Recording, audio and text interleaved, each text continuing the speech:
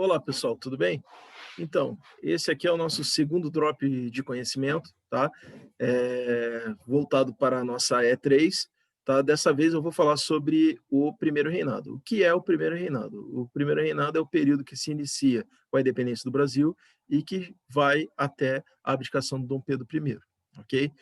Bom, quais são os elementos mais importantes do primeiro reinado? O mais importante de todos é a Constituição de 1824, porque é ela que vai determinar, vai condicionar como as coisas vão acontecer política, econômica e até socialmente durante toda a monarquia, até 1889, quando a monarquia foi derrubada. Tá? Bom, dito isso, qual é o contexto de elaboração da Constituição de 1824? O contexto é, no âmbito mais amplo, que não envolve apenas o Brasil, mas assim o Ocidente e, sobretudo, a Europa, é a disputa, o antagonismo entre duas forças contrárias. Quais são? O conservadorismo e o liberalismo. O conservadorismo ele é mais pró-absolutista, ele é mais pró-Estado, ele é mais pró-autoridade, ok? O liberalismo ele é anti-absolutista, tá? O liberalismo ele é individualista, o liberalismo ele é pró-burguesia, enquanto o conservadorismo ele é mais pró-nobreza, certo? O liberalismo ele quer limitar o poder do Estado, o liberalismo ele quer limitar o poder do monarca, tá? Então, são essas duas forças que antagonizam o campo político durante a elaboração da Constituição de 1824. Detalhe, aqui no Brasil, vão surgir duas forças políticas que herdam, né, esses elementos, ou liberal ou conservador. No caso, temos o Partido Brasileiro, tá? O que é o Partido Brasileiro? São ditos brasileiros, entre aspas, né, porque nem todos são exatamente brasileiros, mas são pessoas que trabalhavam pela independência começaram a trabalhar pela independência durante o período joanino, certo? Sobretudo depois que o Dom João VI retornou para Portugal e deixou o filho dele, o Dom Pedro de Alcântara, aqui no Brasil para ser o regente. Esse partido brasileiro vai se aproximar do Dom Pedro de Alcântara e vai convencê-lo a liderar o processo da independência, certo? E dentro daquela ideia, né, faça a independência tu antes que algum aventureiro faça, né, como teria dito Dom João VI a Dom Pedro I, tá? Ao futuro Dom Pedro I, príncipe Dom Pedro de Alcântara. Dom Pedro de Alcântara. E o partido português, que era contra a independência, era contra o Brasil se separar de Portugal, mas uma vez separado, o partido português ele vai se aproximar também do Dom Pedro I, e a gente vai ver a consequência disso mais para frente, certo? E eu digo, a gente fala partido, mas não eram exatamente partidos, eram tendências. Eram pessoas que se juntavam de acordo com as ideias nas quais elas acreditavam, ok? Não eram exatamente partidos como a gente entende hoje, ok? Bom, e aí? E aí o que acontece? Durante o processo da independência, mas antes do Brasil se tornar efetivamente independente, a gente sabe, né? Tinha sido convocada uma Assembleia Constituinte lá em Lisboa, né? As Cortes de Lisboa, eles estavam elaborando a Constituição de Portugal, né? Com participação de deputados brasileiros que tinham sido eleitos. Tá? Então, enquanto isso estava acontecendo lá na Europa, Dom Pedro de Alcântara, exercendo a regência aqui no Brasil, ele vai convocar uma Assembleia Constituinte aqui no Brasil, paralela à lá de Portugal, certo? E ele vai convocar, tá? Só que no Brasil daquela época, né, entre convocar e a pessoa receber e aparecer, iam muitos meses. E aí, detalhe, quando essa constituinte ela se reuniu no Rio de Janeiro para elaborar a Constituição do Brasil, o Brasil já estava independente de Portugal. Isso foi ali por março, abril de 1823. E aí eles começaram a elaborar a Constituição do Império. O problema é que Dom Pedro I se desentendeu com o José Bonifácio, que era um dos grandes líderes do chamado Partido Brasileiro, que era formado pelas tendências liberal exaltada e liberal moderada. Ele era o grande líder dessa ala. E aí o que aconteceu? Como eles haviam, né, se desentendido com Dom Pedro I, eles começaram a elaborar uma Constituição, né, que era contrária à autoridade imperial, ou melhor dizendo, que procurava limitar a autoridade do imperador, né, delimitar muito, muito, né, e eles acabaram elaborando um projeto de Constituição, que foi conhecido como Constituição da Mandioca, que era, enfim, era uma Constituição que defendia a ideia do voto censitário, que eu já vou comentar mais para frente, e que previa que a pessoa tinha que ter renda para participar, para votar, para ser eleita, né? E a renda por esse projeto de Constituição era baseado na quantidade de mandioca que a pessoa poderia produzir nas suas terras, tá? Basicamente isso. Ok? Por isso que ficou conhecida como Constituição da Mandioca.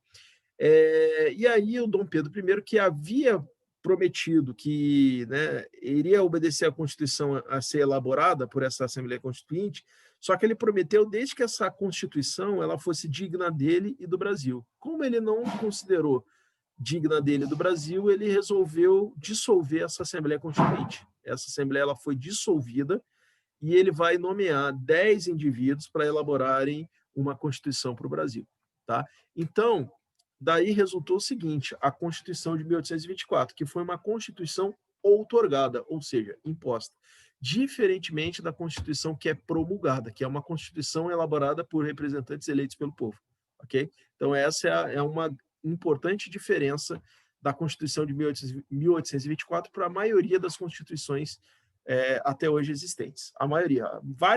Houve outras constituições outorgadas, mas a de 1824 é uma delas, ok? E aí, as características da Constituição de 1824. A mais importante delas. A Constituição de 1824, ela vai pegar elementos do liberalismo e elementos do conservadorismo na sua elaboração, tá? Um exemplo disso é que a Constituição de 1824, ela previa a divisão de poderes. Só que, tradicionalmente, a gente sabe que a divisão de poderes tradicional dos liberais, tá? Ela é executivo, legislativo e judiciário, tá? Pela Constituição elaborada por esses 10 caras escolhidos pelo Dom Pedro I, os poderes do Império não seriam apenas 3, eles seriam 4. Além do executivo, legislativo e judiciário, foi acrescentado mais um quarto poder, que era o poder moderador. Esse poder moderador seria um poder soberano, acima dos outros 3. Tá? Isso dava ao imperador, que era o indivíduo que exercia o poder moderador, o direito de interferir nos outros poderes, de dissolver os outros poderes. Okay? Então, veja, uma característica liberal, divisão de poderes, mas com um toquezinho conservador, que é, né, uma coisa que remete até ao absolutismo, né, que é um representante, alguém que pode interferir em tudo. Okay? Era basicamente isso. Okay? Então, poder moderador com divisão de poderes. Uma característica. Outra característica é que o Estado e Igreja eram embrincados pela Constituição de 1824. Tá? Então, a Igreja Católica ela era vinculada ela deveria ser ou se manter vinculada ao Estado pela Constituição de 1824. E o imperador era a suprema autoridade da Igreja Católica aqui do Brasil. E o catolicismo era a religião oficial do Brasil. Ok? E aí o imperador, ele tinha, como ele era a suprema autoridade da igreja, então ele exercia o chamado regime do padroado, que é isso, que é ele mandar na igreja, tá? E qualquer ordem papal, para ser cumprida no Brasil, deveria ser aprovada pelo imperador, certo? O nome disso é beneplácito. Então temos esses dois elementos, o padroado e o beneplácito. Isso fazia com que a igreja fosse atrelado ao Estado aqui no Brasil, ok? Aí o pessoal até pergunta, mas aí não podia ser de outra religião? Podia, tá? Podia ser protestante, muçulmano, poderia ser todas as outras religiões, poderia. Porém, as igrejas, os templos das outras religiões deveriam ser discretos, não deveriam evidenciar que eram templos religiosos, ok? Deveriam ser discretos. Bom, e a outra última característica que eu vou citar vai ser o voto censitário, que eu havia comentado mais cedo, né, no início do vídeo. Né? O voto censitário é uma característica da chamada Constituição da Mandioca. Tá? Só que lá na Constituição da Mandioca, a renda ela era calculada na capacidade de produção da mandioca da terra que o indivíduo possuísse. Tá? Pela Constituição de 1824, a renda ela era calculada em recurso financeiro. Tá? Então, o que é o voto censitário? O indivíduo ele tem que ter renda para poder votar. ok? Então, por exemplo, pela Constituição de 1824, havia dois tipos de eleitores, né? O eleitor paroquial e o eleitor provincial. Para o indivíduo poder ser eleitor paroquial, ele tinha que ter uma renda anual de R$ 100.000, ok? Para o indivíduo ser eleitor provincial, ele tinha que ter uma renda de R$ 200.000 anual, ok? Para o indivíduo ser eleito deputado, ele tinha que ter uma renda de R$ 400.000 anuais, tá? E para o indivíduo ser senador, ele tinha que ter uma renda de R$ 800.000 anuais, ok? Então, para participar do sistema político, tinha que ter renda. Por isso que o sistema político imperial ele era censitário, tá? Que significa baseado na renda, ok? É isso, ok? Sobre isso, tranquilo. Uma coisa importante que eu já ia esquecendo de dizer. Não havia restrições ao indivíduo que fosse analfabeto poder votar. Não havia essa restrição. O indivíduo, inclusive, se o indivíduo tivesse renda, mesmo que ele fosse analfabeto, ele poderia votar. Agora, se o indivíduo fosse alfabetizado e não tivesse a renda mínima, ele não poderia votar. Tá? Outra coisa importante, o eleitor paroquial, ele votava num eleitor provincial. E o eleitor provincial é que ele iria eleger os deputados e senadores. Ok? Era assim que funcionava. Era um sistema político indireto, muito parecido com o colégio eleitoral lá dos Estados Unidos, né, em que o eleitor elege um outro eleitor para tomar a decisão por ele. Ok? Que mais que é importante dizer? É importante dizer também que a Constituição de 1824 ela gerou muita resistência, sobretudo dos liberais exaltados e liberais moderados. O que são os liberais exaltados e liberais moderados? São facções de dentro do chamado Partido Brasileiro. Então, tinha os liberais exaltados, que eram mais pró-republicanos, né, eram a favor do fim da monarquia, tá? E que se juntavam, né, no Partido Brasileiro, e tinha os liberais moderados, que eram a favor do liberalismo, mas num contexto monárquico, ou seja, uma monarquia constitucional. Esses dois grupos ficaram muito satisfeitos com a Constituição de 1824. E uma das consequências dessa insatisfação foi a Confederação do Equador, que foi uma tentativa da província de Pernambuco de se separar do Brasil, certo? E a gente sabe que não durou 3 meses, né? Teve até o arcabuzamento do Frei Caneca, que foi metralhado com um arcabuz, né? Naquela época, lá foi, ao invés de enforcado, porque o Carrasco ficou com medo, né? Queria enforcar um padre, né? Um religioso. Enfim, ele acabou sendo arcabuzado e morreu dessa forma, ok? Quer dizer, a Confederação do Equador ela foi derrotada, mas a independência do Uruguai ela não foi evitada. Houve depois, a Confederação do Equador foi em 1824. Em 1825, explodiu a Guerra da Independência do Uruguai, que foi a Guerra da Cisplatina, que durou de 1825 a 1828 e que resultou na independência do Uruguai. Por muito pouco, o Uruguai não se juntou com a Argentina, tá? Mas, enfim, houve isso. Então, esses dois eventos foram uma reação à Constituição de 1824, que gerou muita resistência, certo? Sobretudo dos liberais. E o que mais a gente pode citar? A gente pode citar que... o reconhecimento da independência, né? Sim, houve o processo do reconhecimento da independência, tá? Então, a gente pode dizer o seguinte, houve 3 países que reconheceram a independência de boas, né, do Brasil. Quais foram? Né? O primeiro deles foi os Estados Unidos. Há controvérsia se foi Estados Unidos ou Argentina, tá? Mas vai lá, Estados Unidos, Argentina, como se fosse assim, por uma solidariedade americana, por assim dizer, os Estados Unidos seguindo, inclusive, aquele ditame lá da a América para os americanos, né, a doutrina Monroe, né, a América para os americanos, os argentinos, provavelmente por algum tipo de solidariedade americana, né, ainda que não fosse republicano como foi a Argentina, né, fosse uma solução monárquica, a independência do Brasil. E é importante lembrar também, lá na África, tá, o Daomé, tá, o Daomé reconheceu a independência do Brasil, por quê? Porque o Daomé era um grande exportador de escravos para o Brasil. Tá? Então, vai também reconhecer a independência do Brasil. E aí veio o reconhecimento da independência por Portugal, que foi negociado por intermediação da Inglaterra. A Inglaterra pressionou Portugal a reconhecer a independência do Brasil para favorecer os negócios ingleses. O Brasil havia se tornado um grande mercado consumidor de mercadorias inglesas, certo?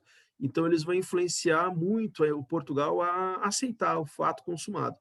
E qual foi digamos assim, quais foram as duas imposições que o Portugal fez ao Brasil para que reconhecesse a independência do Brasil? Um foi o pagamento de uma indenização, tá, no valor de 2 milhões de libras esterlinas, dinheiro que foi emprestado pela Inglaterra para o Brasil, né? E aí o Brasil pagou Portugal, e aí dizem que esse dinheiro nunca saiu da Inglaterra, né? Porque Portugal tinha dívida com a Inglaterra, então esse empréstimo para o Brasil serviu para cobrir uma dívida de Portugal com a Inglaterra, né? Então ficou por lá. Outra imposição foi que Portugal exigiu que o Brasil não interferisse nas colônias portuguesas na África, tá? Que era uma possibilidade. O Brasil poderia ser aqui e lá, ou seja, poderia ser aqui na América e lá na África, né? Poderia ser um país transoceânico, né? Não foi porque o Brasil aceitou essa imposição de Portugal, ok? De não interferir nas colônias portuguesas na África, não anexar, no caso, né? E aí veio o reconhecimento da Inglaterra, que foi mediante o quê? Foi mediante a prorrogação daquele Tratado de Amizade, Comércio e Navegação lá de 1810. Ele foi prorrogado mais 15 anos lá na frente, isso aconteceu em 1826, tá? Então, até 1841 foi prorrogado, né, esse Tratado de Amizade, Comércio e Navegação, que dava muitas vantagens aos comerciantes ingleses aqui no Brasil, né? Por quê? Porque eles importavam mercadorias inglesas e pagavam apenas o valor de 15% sobre o valor das mercadorias importadas. Isso, claro, ajudava muito esses comerciantes porque tornava os produtos ingleses baratos, acessíveis e aumentava a possibilidade de aquisição dessas mercadorias aqui pelos consumidores brasileiros, tá? Outra coisa imposta pela Inglaterra para reconhecer a independência do Brasil, outro aspecto, foi que o Brasil se comprometeu com a Inglaterra de, a médio prazo, deixar de importar escravos africanos, certo? Então, houve esse compromisso. Nós, em algum momento, um pouquinho mais lá na frente, a gente vai deixar de importar escravos africanos. Houve esse compromisso, certo? E aí foi isso, ok? Reconhecimento da independência do Brasil. O Brasil teve que ceder algumas coisas para Portugal e para a Inglaterra para obter esse reconhecimento. Aí, tendo reconhecimento de Portugal e da Inglaterra, foi fácil, né? O resto da Europa, aos poucos, foi reconhecendo a independência do Brasil, apesar da Santa Aliança, que era contra a separação, né, a independência da América em relação à Europa, né? Apesar disso, né? Mas o próprio fato do Brasil ter adotado a solução monárquica ajudou muito, né? A própria bandeira do Brasil, né, que tem um símbolo da família, aquele losango amarelo da bandeira do Brasil, é uma referência à família Habsburgo, né, que era a grande líder da Santa Aliança. Até isso ajudou, né, o Brasil ter feito uma independência relativamente mais tranquila do que a independência da maioria dos outros países do continente americano, ok? E aí, uma coisa importante de se dizer é que o Brasil vinha numa crise econômica que não superou até o final do primeiro reinado, né? Continuou nessa crise, que é um déficit, né? O Brasil importava muito mais do que exportava durante o primeiro reinado. E vem também a crise política, né? A oposição, a forte oposição que os liberais exaltados e os liberais moderados faziam ao Dom Pedro I, que acabou gerando repressão a quem criticava o Dom Pedro I, prisões arbitrárias, né? E etc. Conflitos entre portugueses e brasileiros nas ruas das principais cidades brasileiras, sobretudo no Rio de Janeiro, até que em 1830, 1831 houve o assassinato, né, do Líbero Badaró, que era um jornalista italiano radicado em São Paulo. Isso gerou uma onda de críticas ao Dom Pedro I em todo o Brasil. Lembro que ele foi fazer uma visita até a cidade de Ouro Preto, que era então capital da província de Minas Gerais. Ele foi fazer uma visita lá. Ele amanheceu entrando na cidade. Ele foi recebido com portas fechadas e bandeiras negras nas janelas, né? Aí depois dessa ele voltou para o Rio de Janeiro, e aí houve lá no Rio de Janeiro a noite das garrafadas, né? Que os portugueses organizaram uma recepção para o Dom Pedro I, e aí isso atiçou os brasileiros contra os portugueses. Então houve essa luta de rua, né, que foi a Noite das Garrafadas, até que o Dom Pedro I viu que estava difícil, né? Ele também estava muito mais, naquele momento, ele estava muito mais ligado ao que estava acontecendo em Portugal do que no Brasil, né? Porque ele havia renunciado ao trono português, mas ele renunciou em favor da filha dele, mais velha, Maria da Graça, e o Dom Miguel, que era o irmão mais novo do Dom Pedro I, começou a questionar isso e começou a querer ele se tornar rei de Portugal. Então começou uma guerra civil lá em Portugal. O Dom Pedro I estava muito com a cabeça lá em Portugal e muito pouco com a cabeça aqui no Brasil. E aí ele vai renunciar no dia 7 de abril de 1831. E essa renúncia não, a abdicação, tá? Um rei não abdica, um imperador não, melhor, um rei, um imperador não renuncia, ele abdica, tá? Então, em 7 de abril de 1831, houve a abdicação do Dom Pedro I ao trono imperial brasileiro. E aí ele vai para Portugal lá para lutar uma guerra civil contra o Dom Miguel, que inclusive ele venceu, ok? Vou encerrando por aqui, eu acho que eu prolonguei demais esse vídeo, tá? No próximo drop, eu falo sobre o período regencial, tá? Até breve e obrigado vocês que ficaram até aqui.